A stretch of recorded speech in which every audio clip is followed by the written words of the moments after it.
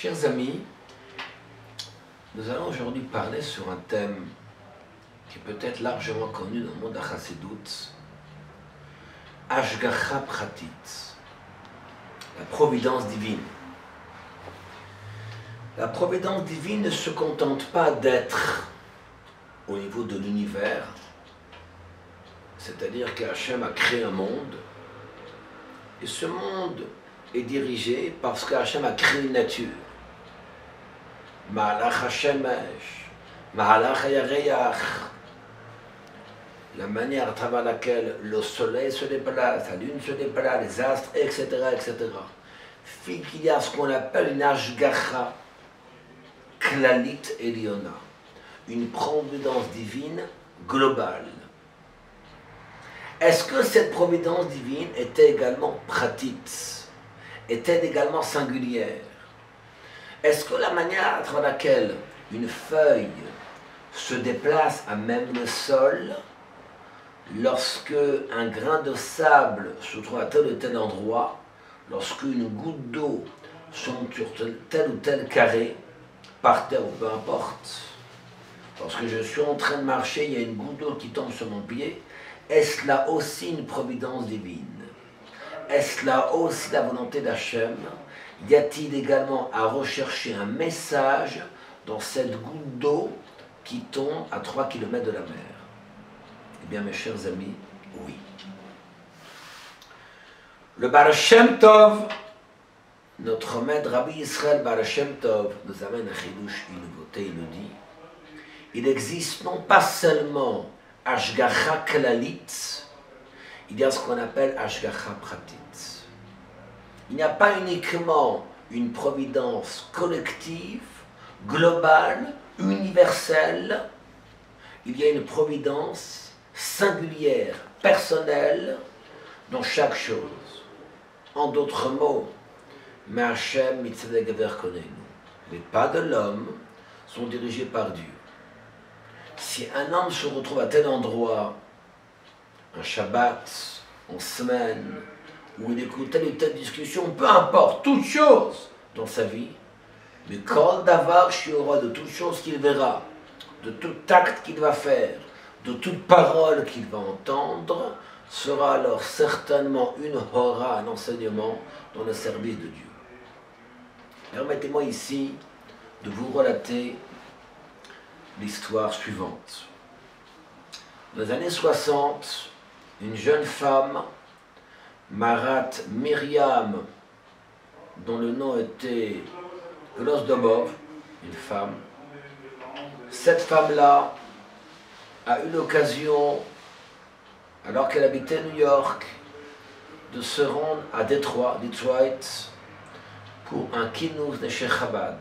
C'était pour une convention des femmes Chabad. Il y avait une vingtaine de femmes qui sont parties. Cette convention, avec échanges, cours, etc., a eu lieu pendant la semaine. Et elle devait justement, avec le groupe de femmes, prendre l'avion la veille de Shabbat, suffisamment tôt, pour retourner à New York, dans le but de pouvoir ensuite partir le Shabbat avec leur famille, préparer le Shabbat, etc. Voilà que à Détroit, il y a alors une tempête de neige effroyable, avec du vent, quelque chose de phénoménal, de catastrophique. Et arrivé à l'aéroport, eh bien l'annonce elle est claire, aucun avion ne peut décoller, aucun avion ne peut atterrir. Complètement bloqué de partout. Cette femme-là était extrêmement ennuyée, elle ne savait pas quoi faire. Et une centaine d'enfants les attendaient à New York. Il y avait quelques 20-25 femmes. Doit-on repartir à Détroit, passer Shabbat? Mais nos familles n'ont pas de quoi passer un Shabbat. Comment ça va se passer? Doit-on maintenant se casser la tête d'une autre manière? Prendre la voiture de Détroit jusqu'à New York, est-ce que c'est réalisable? Shabbat, la neige, etc. Bref, elles ont décidé de faire part au rabbi de cette situation. Elles ont appelé la maskirot, elles ont appelé le secrétariat. Elles ont dit au rabbi, nous sommes venus pour une convention des Cheikh Chabad, des femmes Chabad à Détroit de New York, et nous sommes bloqués. Elles ont dit, nous sommes bloqués à Détroit, et nous ne savons pas quoi faire. Elles ont envoyé ce message au Rabbi.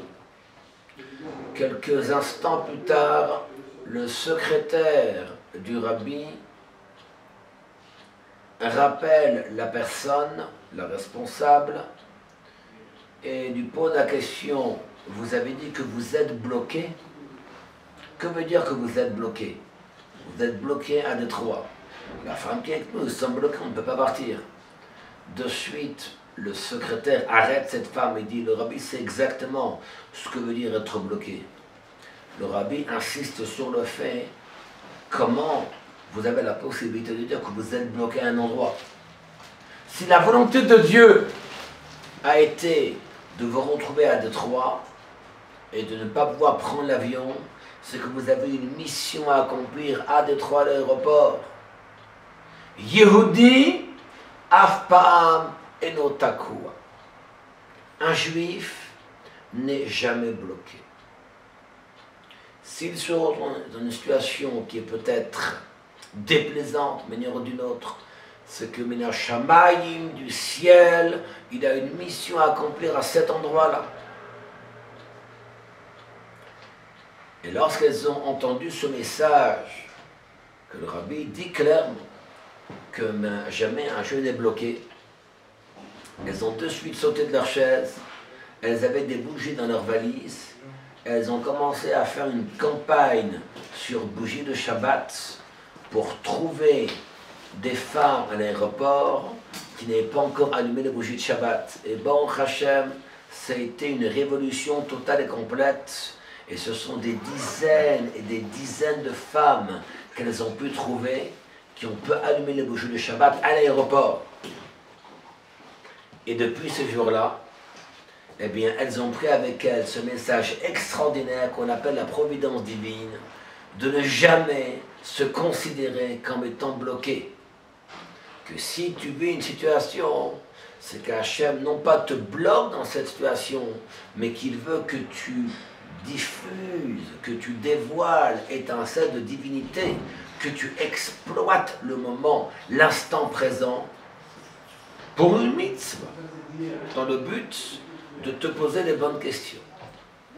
C'est ce qu'on appelle la providence divine. Permettez-moi de vous relater un autre échange concernant la Hashgacha Prati, la providence divine, qui est très intéressant. Il y a un certain professeur qui s'appelle le professeur Valvel Green, qui était un professeur dans les années 50-60 et qui travaillait dans ce qu'on appelle l'épidémiologie. Le fait de rechercher dans cette science-là l'état profond de toutes les épidémies qu'il y a sur Terre. Et parmi ces recherches, c'était également de savoir, existe-t-il la vie sur une autre planète? En l'occurrence, sur la planète Mars. Nombreux sont les rabbinim qui se sont opposés à cette recherche, qu'un juif n'a pas à faire de recherche, il existe la vie sur une autre planète. Contente-toi, Breshit bara Elokim. Breshit bara Elokim, ne te pose pas des questions, qu'est-ce qu'il y a en dessous de la terre, au-dessous de la terre, avant la création du monde, après la création. Pose-toi des questions, Ve'haaretz, Ve'hadam, Ha'aretz barati. L'homme, je l'ai créé sur terre, pose-toi des questions sur terre. Il a interpellé le rabbi pour savoir devait-il accroître, augmenter et développer ses recherches, approfondir ses recherches, pour savoir s'il existait une vie sur une autre planète, de manière ou d'une autre. Et le rabbi lui répond et lui dit, je ne suis pas foncièrement d'accord, je ne suis pas d'accord avec ce que ces rabbinis m'ont dit, comme quoi il fallait arrêter toute recherche.